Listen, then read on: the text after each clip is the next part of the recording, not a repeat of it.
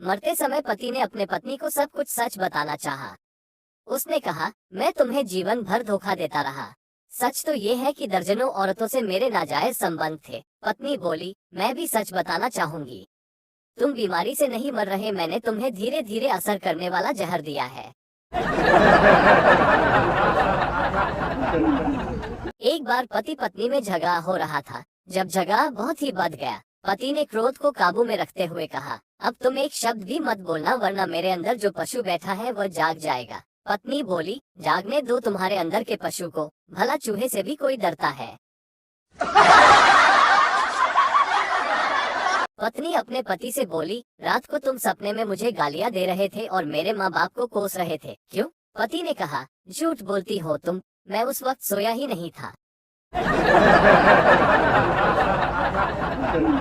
एक व्यक्ति घबराया हुआ पुलिस स्टेशन आया और थानेदार से बोला, मुझे गिरफ्तार कर लीजिए साहब, मैंने अपनी पत्नी के सिर पर लाठी मारी है। थानेदार, क्या तुम्हारी पत्नी लाठी से मर गई है? पति, जी नहीं साहब, वो तो लाठी लिए मरे पीछे आ रही है।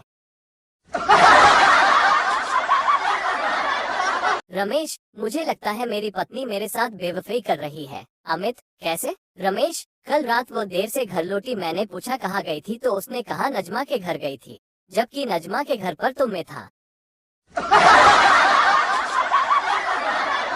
आधी रात के समय पत्नी ने अपने पति को झिंझोड़ कर उठाते हुए कहा, अजी जल्दी उठो, घर में चोर घुस आया है और वह तुम्हारी जेब टटोल रहा है। पति बोला, तो इसमें मुझे जगाने की क्या जरूरत है, ये तुम दोनों का आपसी मामला है। वकील, तुम्हारी उंगली रेल के दरवाजे से दबकर कट गई और इसके लिए तुम रेलवे पर 50,000 रुपये हर्जाने का दावा करना चाहती हो। स्त्री, जी हाँ। वकील, लेकिन ये किस प्रकार साबित किया जाएगा कि तुम्हारी उंगली की कीमत 50,000 रुपये थी? स्त्री, क्योंकि उस उंगली पर ही मैं अपने पति को नचाया करती थी। पति पत्नी से बोला, आज सुबह न मालूम किसका मुंह देखकर उठा था कि दिन का खाना नसीब नहीं हुआ। पत्नी बोली, मेरी मानो, बेडरूम में लगे आईने को हटा दो, वरना रोजाना यही शिकायत रहेगी।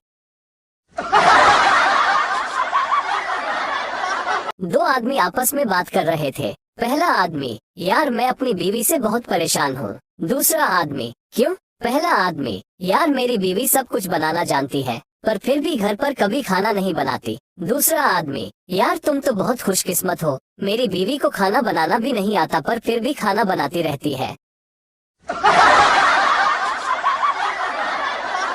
पति, जज साहब, मेरी पत्नी विवाह से ही मेरे ऊपर चीजें फेंक रही है। जज, विवाह को कितने दिन हो गए? पति, जी 7 साल। जज, तो तुम पहले क्यों नहीं आए? पति, क्योंकि आज पहली बार उसका निशाना ठीक लगा।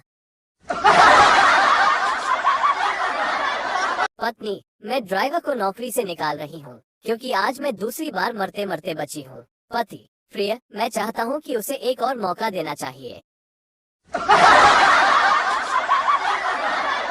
पति, हर सुबह जब मेरी आँख खुलती है तो मैं प्रार्थना करता हूँ कि भगवान सबको तुम्हारे जैसी पत्नी दे। पत्नी, खुश होकर, अच्छा। पति, हाँ, आखिर मैं अकेला ही दुखी क्यों रहूं?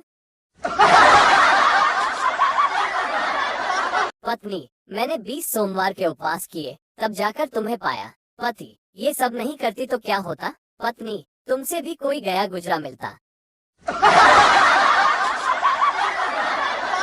पत्नी, हमारी पड़ोसन हर महीने अपने पति के साथ घूमने जाती है, आप भी कभी ले जाया करो। पति, मैंने 3-4 बार कहा है, लेकिन वो मानती ही नहीं।